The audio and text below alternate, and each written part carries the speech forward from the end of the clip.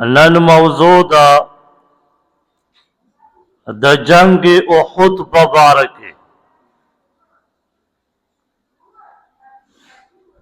دیار لسم یا سور لسم شوال باندې جنگ احد د اسلام دویم جهاد شوه دی. دا د مدینه مبارکه نه د مسجد نبوی نه تقریبا 4 نه 5 کیلومتر په فاصله کې دی جنگ احد غر. دغه ځای کې د اسلام دویم جهاد شوه دی. ابو سفیان چې د جنگ بدر نه لار بدل کړی و د زرو اوخانو سره، هلته کې کافرو شکست خوړلی و.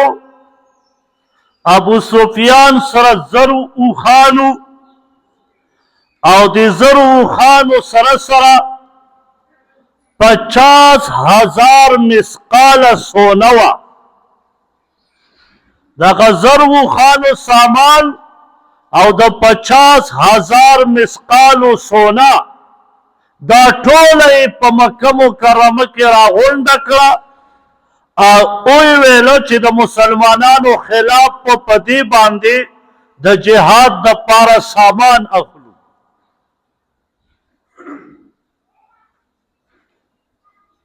نو وی کافرو د مکې مکرمې چې څومره کافرو په دې متفق شو او د مسلمانانو د خلاف د پاره جنگ اراده وکړه. دی را روان شو تقریبا 350 یا 400 کیلومتر د مکې مکرمې نه مدینه مبارکه ته لار ده. دا د 3 یا د 4 شپو نه زیات فاصله راځي. نبی علیہ الصلوۃ والسلام ته مدینه مبارکه کې خبر را ورسېده چې کافر ستاسو سره جنگ کوي او ناڅاپه په تاسو حمله کول غواړي. نبی علیہ السلام صحابه را غونډ کړه او داسې لکه نن چې د جمعې ورځ ده دغسې د جمعې ورځ وه. صحابه ټول را غونډ کړه او پدې کې رئیس المنافق ابی بن سلول هم موجود دی، لور منافقین هم موجود دی. نبی علیہ السلام صحابه ته فرمایل چې که ستاسو خوښه زما مشوره دا ده چې موږ به مدینه مبارکه کې پاتې شو، بهر به نه وروځو. کافر چې راشي دلته به مونږ ګزارونه ورکړو او انشاءالله د الله په فضل او کرم سره به کافر مونږ ووخو. ابی بن سلول هم همدغه مشوره ورکړه چې مونږ ته پکار دا دي چې د مدینې مبارکې نه ونه وځو. ابی بن سلول خو منافقو د منافقینو مشر و. منافقت د دې منافقینو په جنگ احد کې الله ښکاره کړ. جنگ بدر کې پټو. دا هم د الله رب العزت یو لوی فلسفه په دې جهاد کې ورته ایښودې وه چې منافقین به دله ښکاره کو. صحابه چې کم ځوانانو هغې ورته عرض وکړو د الله پیغمبره داسې نه کړو، وروځو بهر میدان ته ورځو او د دې کافرو سره جهاد کو. نبی علیہ الصلوۃ والسلام چې مشوره وکړه نو ځوانان او ډیر صحابه په دې طرف وو چې بهر وروځو. نبی علیہ السلام کور مبارک ته ننوت. صحابه حیران شو چې الله دې خیر وکړي چېرته آیات را الله را نازل نه کړي. جوړې نبی علیہ السلام خفه شو ولی موږ دغه مشوره ونه منو ده. بس چې لږ ټیم نه و تېر نبي علیه السلام را ووته، زغره یې اچولې ده او د جهاد سامان یې اچولی او توره ورسره ده او راووت. صحابه ته او فرمایل چې ستاسو صحابه مشوره په دې ډیره ده چې بهر وروځو نو به ځان تیار کړئ او د کافر خلاف بهر وروځو. صحابه تیار شو، نبی علیہ السلام هم تیار شو. د جمعې مبارکې ورځ وه، داسې جمع وکړه او صحابه مو ځان تیار کړه او جنگ احد طرف ته نبی علیہ السلام او صحابه ووته.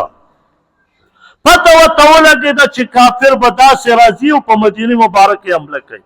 نو هلته ورته صحابه ورسېد. د هفتې ورځ شوه، جهاد شروع کېږي. شپه تېره شوه، سهار شو. صحابه 1000 کسان دي او د کفارو چې کوم حساب هغه 3000 کم او بیش. بعضې روایاتو کې راځي 5000. وی دا چې کله صحابه روان شو نو ابی بن سلول خپلو ملګرو ته وویل 300 کسانو ته وی داسې کار دی چې غوره زموږ رایه ونه منو ده که نه. غوره نبی علیه السلام رایه ورکړه، غوره د خپلو صحابو رایه ومنو ده او زمونږ یې ونه منو ده مونږ نه ځو. نو 300 منافقین د مدینې مبارکې نه بهر وتي په نیمه لاره کې واپس شو او 15 سال صحابه یا 14 سال صحابه دام نبی علیه السلام ته پیش شوي وو چې مونږ هم جهاد ته ځو. نبی علیه السلام ته فرمیل تاسو ماشومان یې، تاسو به نه ځئ. نو 700 صحابه جنگ احد ته ورسېد. کلم چې مسلمان ته تکلیف رسېږي دا به د خپلو خلکو نه رسي. دا ځان سره ولیکئ. لوی تاریخ د صحابو پړاو کا، خو چې تکلیف وله رسېږي د خپلو ملګرو د لاس. په ظاهر مسلمان او په زړه کې منافق. خلافت عثمانیه تقریبا 500 یا 600 سال چلیدلی و. دا خپلو خلقو او خپلو مسلمانانو ته وواله. د کافرو د یهودو او عیسایانو دومره طاقت نه و، خو مسلمان خپل ځان نه وال. نو نبی علیه السلام 700 صحابه ووته، جنگ احد میدان ته ورسېد. نبی علیہ السلام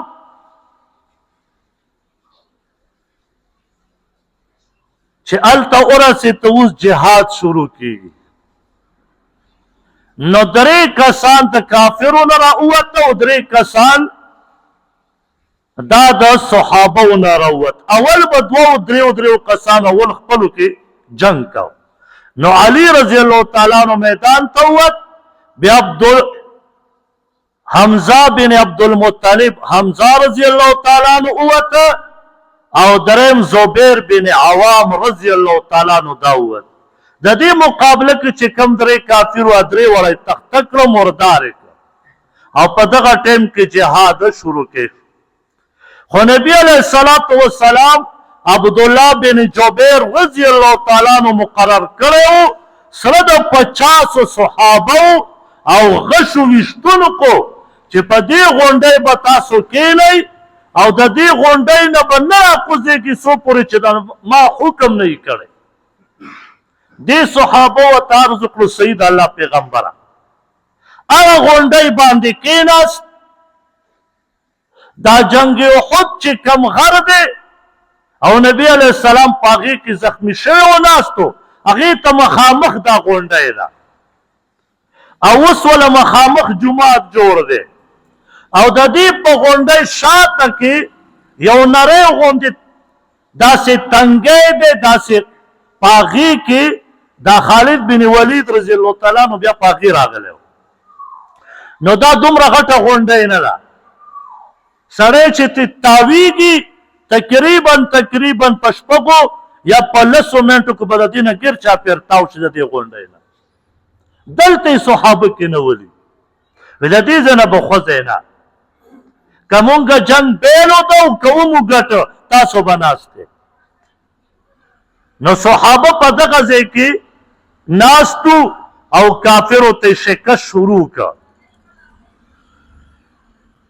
یو منافقو چې داغه نوم حارثو، دا د صحابو سره ځان پټ دننه کړی او جنگ ته وسره تللی، خو مجزر رضی الله تعالی عنہ او قیس رضی الله تعالی عنہ دا دو صحابه او د حارث ورته د ځان نه ملګری جوړ کړی د مدینې مبارکې نه وسره تللی و دا یو منافق، او ده ورته ویله چې زه خواستم ستاسو ملګری یم د مدینې مبارکې اوسېدونکی. دا دوه صحابه یې هلته دې ظالم شهیدان خپل ملګري، او بیا دغه خنزیر دا بیا وتښتېده په جنگ دوران کې مکې مکرمې ته خپې وویستې. عثمان رضی الله تعالی عنہ بیا دا گیر کا او دا یلته مردار کا. همداسې مدینې مبارکې ته بیا پټ راغلی و، ده دا خیال و چې ډېره موده تېره ده به څوک مې په نه پېژني. عثمان رضی الله تعالی عنہ ولیده، توره ورسره وه او سر یې ترې کټ کړ، قصاص یې ترې واخیست. داسې مسلمان چې کله واله ما ته ویل خوړلي خپل مسلمان د لاسه. او یو یهودي و، د ده نوم مو مخریق، دا د خپلو یهودیانو سره ناستو او د بره نه یې تماشه کوله، ټول یهود راغونډو چې لګیا دي صحابه جهاد کوي، او کافر مشرکین هم لګیا وو. د یهودیانو یو بل ته وویل چې وګوره دا د اخري زمانې پیغمبر دی، او راځئ چې پې ورشو د دې سره میلو شو د نبي علیه السلام د طرف نه د کافرو سره جنګ. نو دا هفتې ورځ وه، نو یهودو خپلو کې ویل چې ګوره نن دا هفتې ورځ ده، په موږ باندې هر څه حرام دي. نو دې کې دا مخریق یهودي ورته وایي چې ګوره چې کله پیغمبر جهاد کوي نو که تا باندې یو شی الله حرام کړی په تا یې حلالوي، راځئ چې د پیغمبر ملګرتیا وکړو. هېڅوک یهودي ورسره کوس نه شه، لیکن دغه یهودي ورکوش او د صحابو د طرف نه د کافرو مشرکینو سره جنگ شروع، حالانکه یهودي دی. خو چې کله راکوش شو دا اعلان یې وکړه چې ای خلقو ګواه اوسئ، زما چې کم مال دی چې ما نه به کم میراث پاتې کېږي هغه به ګورئ د نبي علیه الصلاة وسلام، زما به نه او نه به زما د خاندان. او جنگ شروع کړه تر دې پورې چې مړ شو. نو نبی علیه السلام وفرمایل چې په یهودیانو کې دا ښه یهودي و، ولې کلمې نه وه ویلې، که کلمې ویلې وې ځای به ډایرکټ جنت وی. خو نبی علیه السلام وفرمایل په یهودیانو کې دا ښه یهودي دی چې زمونږ د طرف نه یې جنګ کو. دا سیم پکې وي. په دغه ټایم کې ابو عامر دا د مدینې مبارکې نه پټ تښتېدلی و او په مکه مکرمه کې اوسېدو، منافق و. او دغه ټایم کې په دې 3,000 کافرو کې ورسره دام راغلی و، او دا میدان ته راووته او خپلو انصارو ته اعلان وکړه. د مدینې مبارکې چې کوم اوسېدونکي وو دا د هغې د خاندان نه و. دا ابو عامر راووته و، ای خلقو، ای مدینې والو، ای انصارو، تاسو خو ما پیژنئ چې زه ستاسو د خاندان نه یم، راشئ. نعوذ بالله من ذلک، نن به صحابه شکست خوري، راشئ د ابو سفیان ابی بن خلف ډلې ته راشئ، موږ 3,000 کسان یو، دا اوس څه دي، نن به موږ جنګ ګټو، ما طرف ته راواوړئ، زه خو ستاسو خاندان نه یم. صحابه خو صحابه یې هغې ورته وفرمیل ورک شه، موږ د نبي علیه الصلاة وسلام سره تر شهادته پورې ملګري ولاړ یو. ابو عامر شرمنده واپس شه، د ابو سفیان په دغه ټایم کې ایمان نه دی راوړی، هغې ډلې ته واپس لاړه، شرمنده شه او هلته واپس لاړه. ابو دجانه رضی الله تعالی عنہ فرمایي وی ما ته نبی علیه السلام خپله توره راکړه چې دا واله او زما په دې تورې باندې جهاد کوه. نو ابو دجانه رضی الله تعالی عنہ فرمایي وی زه چې کله میدان ته ووتم نو زه ډېر په تکبر انداز ګرځېدم چې ما سره د نبي علیه السلام توره مبارکه ده. وی نبی علیه السلام وفرمایل چې تکبر به نه کې مګر د کافر خلاف به تکبر کې، اوچت به ګرځې، سترګې به نه ښکته کې. او دا جایز دی ابو دجان رضی الله تعالی عنہ دپاره. او توره راخیستې ده او په کافرو صفونه یې مات که. هلته توره د چا وکړه ده، بس یو غزار چې کو نو اخ کس ځان داسې پټ کړی و چې غزار یې کو چغه یې کړه چې مه کوه غورې زه خو زنانه یم او دا هنده وه. دغه ټیم کې دیم ایمان نه دی راوړی. ابو دجان رضی الله تعالی عنہ زر لاس کنټرول که او وی فرمایل چې هسې نه چې د نبي علیه السلام په تورې سره زما نه پردی زنانه اگر چې کافره د داره نه مرداره نشي عمره نشي. نو تورې کنټرول که واپس د هغې نه را روان شو. صحابه هغه تعلیم په جنگ په دوران کې ښودلی چې په ماشوم په بوډا او په تورسره به غزار نه کوي. نبی علیه الصلاة والسلام ته واپس راغی او هغه هندۍ مړه نه کړه. دې هندۍ بیا وروستو ایمان راوړی دی رضی الله تعالی عنه، لیکن هغه ټیم کې ایمان نه و راوړی. دې هندۍ خپل غلام چې د ده نوم و وحشي دم بیا وروستو ایمان راوړی. دا یې تیار کړی و، دا ډېر سیده تیرانداز و، ده به تیر نه خطا کېدو، ډېر په مشکله به خطا شي. هندي دې وحشي ته ویلی و چې ای وحشي، ای زما غلامه، چې زما څومره سونه ده دا ټوله به ستی او تا به ازادو، خو حمزه رضی الله تعالی عنہ دا به شهید کې. ولې د زما بچی، زما رور او زما پلار د په جنگ بدر کې مردار کړي، نو پام کوه چې دا د نه خطا نشي، دا به شهید کې. وحشي په خپله فرمای و یو غټ کاڼی و زه د هغې شاته پټ وم او حمزه رضی الله تعالی عنہ داسې جهاد کو چې د مخې ته به څوک نه راته. طلحه دا د کافرو طرف نه علمبردارو. حمزه رضی الله تعالی عنہ چې پې ورغی غزار یې پې وکړو سر یې هلته لړک. بعد هغه توره یې هم راواخیسته، په دوو تورو یې جهاد کو او کافر به کوشش کو چې د مخې ته څوک ورنشي. یو څو کسان یې ځان نه وړاندې کړ او دغه وحشي دا وله د کاڼي شاته پټو، د لرې نه یې پې تیر غزار وکړ او حمزه رضی الله تعالی عنہ د نوم نه لاندې ولګېد او راپرېوت. حمزه رضی الله تعالی عنہ شهید شو.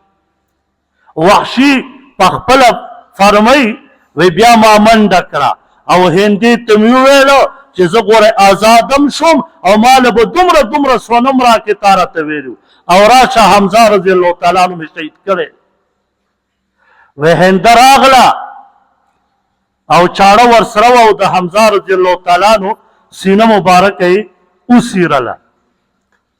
د هغې نه یې کلیجي راوویسته او په دې باندې چکونه شروع کړه، چکونه یې پې لګول.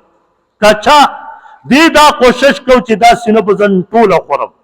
تاریخ ابن کثیر لیکي وی دې هغه کالیجي خوړله خو لاندې یې تېرېدله نه، ولې کچه وه. نو وی دومره ظلم یې بیا وکړه چې اوی چکوله او چکولو سره به یې غورځوله دغه په سینه باندې ټوټې ټوټې یې کړه. غوږونه مبارک یې وله کټ کړه، پوزه مبارکه سترګې، شونډې مبارکې دارسې وله کټ او بیا یې وله په دې وجود مبارک ور وغورځول. کله چې جهاد نبی علیہ السلام صحابه جاری و، نو نبی علیہ السلام ته چا عرض کو د الله پیغمبر ستا تره هغه شهید کړی دی. نبی علیہ السلام ورته وفرمیل ما ورولې دا ګوره د نبی علیہ السلام ترم و او رضاعي رورم و. رضاعي رورم و، یو زنانه وه صوبیه هغې حمزه رضی الله تعالی عنہ تم پی ورکړي وي او کله چې نبی علیه السلام پیدا شو هغه له هم پی ورکړي نو رضایي رونه او ترم وو نبی علیه السلام چې راغی چې وایي که ته حمزه رضی الله تعالی عنہ ډېر عجیبه حالت کې شهید دی او پروت دی نبی علیه السلام او فرمایل چې زه به هم دغه رنګې بدل د دینه اخلم فورا الله آیاتونه راولېږل وإن عاقبتم فعاقبوا بمثل ما عوقبتم ولئن صبرتم لهو خير للصابرين چې بدل اخلم دغه رنګې به واخلې برابر یې واخله زیاتی ونه کې او که صبر دې وکړه نو صبر ستا دپاره ډېر ښه دی الله صبرناک خوښوي نبی علیه السلام وفرمیل زه به صبر وکړم او بیا یې وفرمایل که چرې د خلقو د وجه نه وه نو ما به حمزه رضی الله تعالی عنه همداسې پرېښی وی ما به دفن کړی نه وی پرېږدې چې د قیامت په ورځ همدغسې ودرېدلی وی خو صرف دفن کوم یې په دې وجې چې حمزه رضی الله تعالی عنه بیا به خلک ووایي چې خپل تره یې همداسې پرېښی نو بیا نبی علیه السلام دا دفن او نبی علیه السلام دا ډېر خوږ تره و جنگ دوران کی عتبہ بن وقاص کافر راغے او پټ پټ بکیدو چې په نبی علیہ السلام غزار وکم خو په نبی علیہ السلام خو غزار نشو کوله نو بے غیرت سړی چې هغه به اکثر د پټ نه غزار کوي نو دې ظالم نبی علیہ السلام ولیده نو هغه ځای نه کاڼي غزار په نبی علیہ السلام د لرې نه وت او نبی علیہ السلام په مخ مبارک ولګېده کومه زغره چې اچولې وه داسې به په سرم بازې وي په وجود به هم وي نو نبی علیہ السلام په دې مخ مبارک ولګېده هغه دوه کړۍ په مخ مبارک کې ننوتې او غاښونه مبارک شهیدان شو بعضې لیکي څلور غاښونه شهیدان شو خو دا مات شوي وو دا د بیخه نه ووتي دا مات شوي وو په بخاري شریف کې روایت دی 4075 کسرت ویل کېږي ماتېدو ته بعضې خلک وایي ووته وتي نو مات شوي نو نبی علیه السلام وفرمایل چې هغه قوم په څه حالت وي چې خپل نبی زخمي کړ نبی علیه السلام به کوشش دا کو چې هغه به غزار نه کو ابی بن خلف ولا په مکه مکرمه کې ویلی وو چې دی د الله پیغمبره نعوذ بالله من ذلک زه به تا شهید کومه نبی علیه السلام ورته وفرمایل چې انشاءالله زه به تا مردار کوم بس ابی بن خلف هغه خبره یاده وه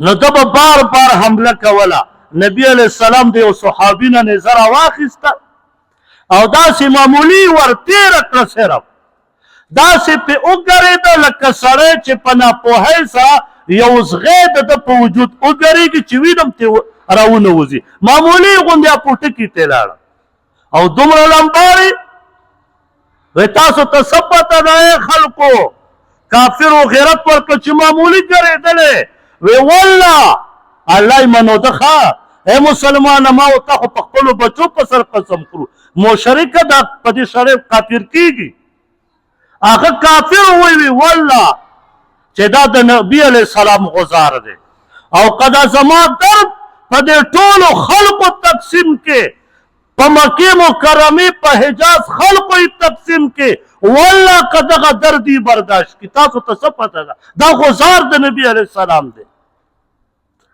نو چې کم کس نبی علیه السلام مردار کی هغه کس ګوره یاد وساتي هغه ډبل سزا وي نبی علیه السلام به د دې وجې نه په خپله په کافر غزار نه نو دغه په لاره را روان دی او په لاره کې بیا چې کله جنګ بیلو ده واقعه ډېره غټه ده که زه پې پوره تفصیل کوم درې څلور جمعې به لګي نو په لاره کې بیا دا مردار شي د غونډۍ نه صحابه چې راکوز شو هغې دا خیال و چې که جهاد صحابه وګټه لیکن هغه صحابه ګټلی خالد بن ولید رضی الله تعالی عنہ په دې بله لار راتاو شو د 100 کسانو سره کم او بیش. نو صحابه په دغه ځای کې تیراندازۍ کې یو څو صحابه پاتې وو، هغه شهیدان کړه. صحابه ته بیا تکلیف ورسېده، خو صحابه چې نبي علیه السلام کله چې چغه ووالی شوه دا داسې وه. ابن لیثي دا یو لوی کافر و، د مصعب بن عمیر رضی الله تعالی عنہ شهید کړ او چغه یې وواله چې اله پیغمبر علیه السلام نعوذ بالله من ذلک ما شهید کړ. دا مصعب بن عمیر رضی الله تعالی عنہ د نبی علیه السلام هم شکل و. هلته چغې جوړې شوې چې اله نبی علیه السلام شهید شي. نو په دغه ټایم کې صحابه اوتر شو چې نبی علیه السلام زموږ نه څنګه شهید شو. نو په دغه ټایم کې شیطان هم چغه کړه او ابو سفیان او ټولو چغې کړې چې اله بس نبی علیه السلام شهید شه، بس مونږ جهاد جنگ وګټه. نو صحابه بیا وروستو کې خبر را ورسېده، نبی علیه السلام وفرمیل راشئ او بیا یې پس کافرو ورخوشي شو. نو په دغه ټایم کې کافر بیا وتښتېده. نو صحابه یا کسان شهیدان شو او کافر دا تاریخ لیکي، تاریخ ابن کثیر کیم دی او مولانا اکبر شاه په تاریخ اسلام کیم لیکلی دی. وی تقریبا 70 نه 75 پورې کافر مردار دا مردار شوي وو. د صحابو نه بیا هم زیات مردارو. نو صحابو بیا جهاد وګټه. دغه د صحابو د مصعب بن عمیر رضی الله تعالی عنہ بیبي را روانه ده. چا ورته په لاره کې وویله جهاد خو ختم دی، صحابه را روان دي. په نیمه لار کې ورته چا وویله چې ماما دې وفات شو، شهید شو، حمزه رضی الله تعالی عنہ. وی خیر دی، وی انا لله و انا الیه راجعون. به دا یې وویل مخکې روانه ده، تپوس کوي. بیا ورته چا وویله چې رور دې وفات شو، وی انا لله و انا الیه راجعون. بیا مخکې روانه ده. چا ورته وویل چې مصعب بن عمیر رضی الله تعالی عنہ چې ستا خاوند دی هغه وفات شو. وی دغه بیبي هلته ودرېده او په ژړا شوه او د سترګو مبارکو نه اوښکې روانې شوې. نبي علیه السلام چې ولیده، نبي علیه السلام وفرمایل وی وی د خاوند محبت ډیري په نسبت د ماما او په نسبت د رور. او دا مصعب بن عمیر رضی الله تعالی عنہ چې د چا هم شکل و د نبی علیه السلام. نو دغه د جنگ احد دا خو ما مختصر بیان کړ، که صحیح تفسیر خو ما تاسو ته 3 جمعې به غواړي، خو آینده جمعه به انشاءالله په سود باندې وي. په دې میاشت کې د سود حرمت هم راغلی دی. د هرمز باندې دا اوس چې کم جنگ دی او د امریکا ډېر زور ورکوي. دا هرمز دا هغه ځای دی، دا خالد بن ولید رضی الله تعالی عنہ جنگ کازومه کې په هغه کې دا راغلی او عراق او د ایران په منځ کې دغه هرمز دی. نو دا هرمز لوی کافر و، د غټ لښکر و. نو خالد بن ولید رضی الله تعالی عنہ چې راغی نو دغه هرمز یې دلته مردار کړی. نو په دغه ځای نوم بیا هرمز شو، ولې دا دلته لوی کافر هرمز تیر شوی. اوس د امریکا چې ډېر زور کوي نو دلته ډېر مواد پراته دي، تیل دي او دا د نیمې دنیا لاره په دې ده. نو دا ځکه وایي دا ځای قلعه کوو، دا قلعه کوو، دا خو ما درته وویله اگر چې دا هرمز اصل کې و مجوسي و، ښه ده به د اور عبادت کوو. خو خبر اصل کې مې تاسو ته وویله چې مسلمان شیعګان کافر دي، موږ هم وایو، خو ځان باندې د مسلمانۍ نوم یې ښودی.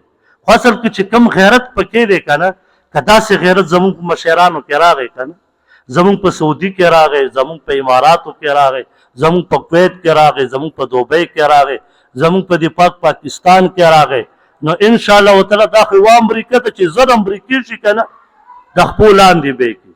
خو مسلمان ما خو تاسو ته وویل چې د صحابو تاریخ پړاو کې او زمونږ د مشرانو کله چې غزار خوړلی د خپل مسلمان د لاسه، د خپلو ملګرو د لاسه یې وال خوړلی. نو الله پاک دې موږ او تاسو ته په عمل کولو توفیق راکړي. دعا وکړئ. الحمدلله رب العالمین والعاقبة